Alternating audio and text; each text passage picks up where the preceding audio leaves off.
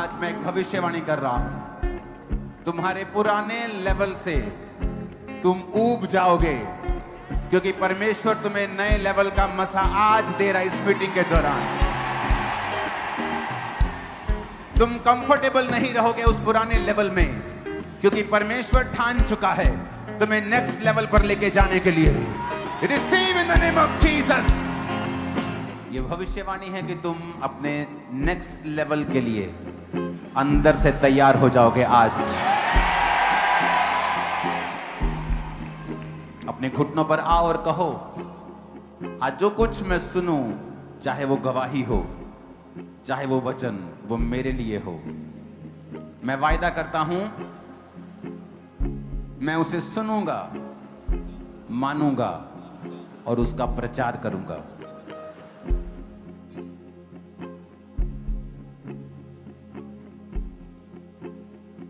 फिर से कहो, मैं उसे सुनूंगा, उसे मानूंगा और उसका प्रचार करूंगा।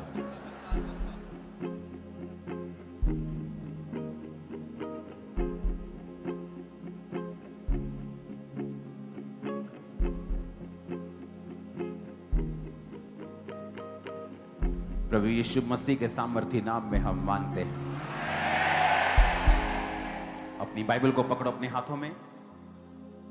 जो कुछ आज मैं सुनने वाला हूं, मैं प्रार्थना करता हूं, मैं प्रार्थना करती हूं कि मैं 100 गुना फलों को लेके आऊंगा, क्योंकि परमेश्वर ने आज मुझसे बात की है और वह मुझसे बात करेगा। वो अपने वचन को भेजेगा और मुझे चंगा करेगा। प्रभु यीशु मसीह के सामर्थी नाम में स्वागत है खुदावंद की प्रेजेंस में आप सबका।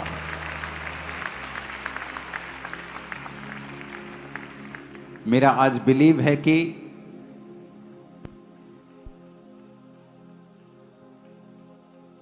जो वचन परमेश्वर ने 31 नाइट को दिया था, उस वचन के रिगार्डिंग जो टीचिंग आपको आज मिलेगी पवित्र आत्मा के द्वारा, वो उन कार्यों को करेगी जो ह्यूमनली पॉसिबल नहीं है, जो सांसारिक दृष्टि से संभव नहीं है।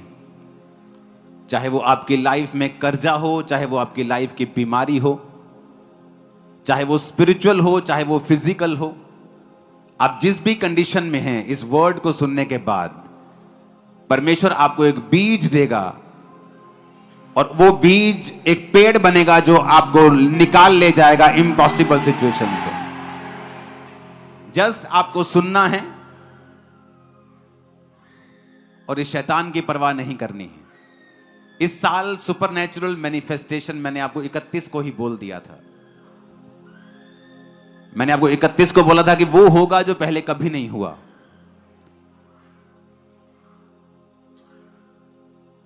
तो ये परमेश्वर की प्रेजेंस है, उसकी हुजूरी है चर्च में, और शैतान के लिए ये बिल्कुल अनबेरेबल है, उसके लिए सहन करना मुश्किल है।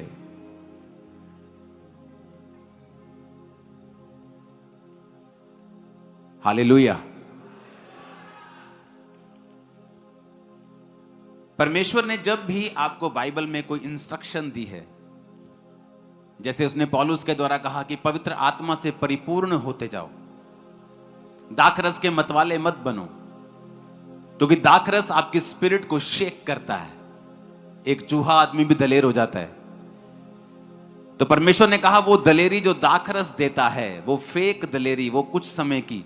अगर तुम दाखरस पीते रहोगे तो पवित्र आत्मा तुम्हें वो दलेरी नहीं देगा जो सदा की है।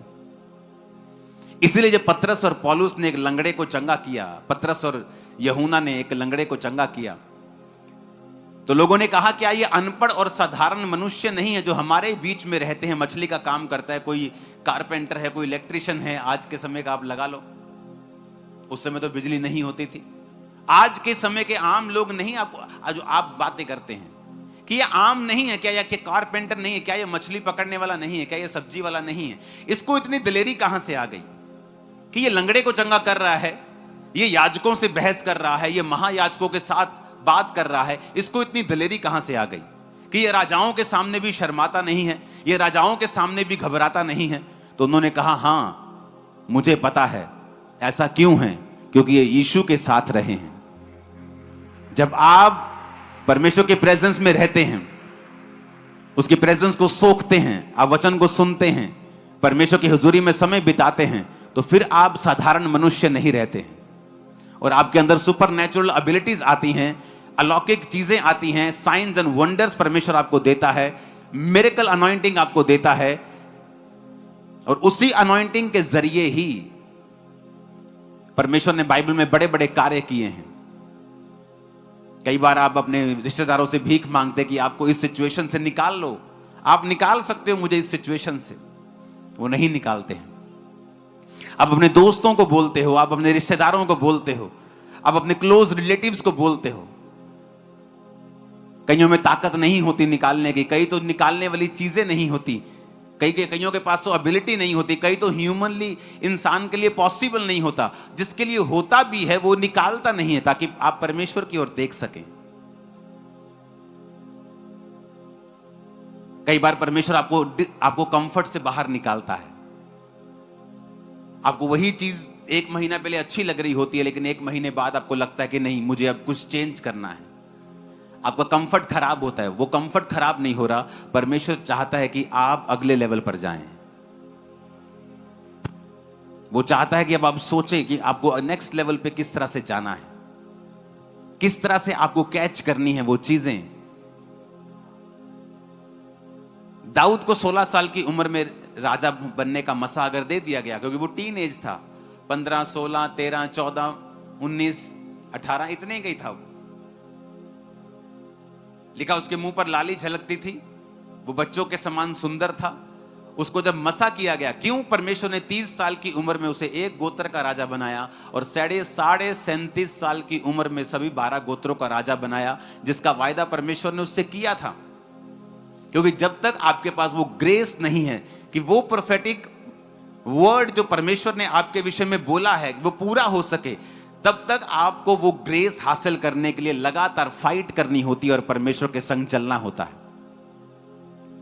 अगर परमेश्वर ने आपको कहा है कि मैं तुझे एक बड़ी चर्च दूंगा और आप बड़ी चर्च के जैसा अनॉइंटिंग और उसके जैसा कैरेक्टर और ग्रेस को नहीं पाते हैं परमेश्वर से, तब तक वो भविष्यवाणी हवा में ही लटकती रहती है।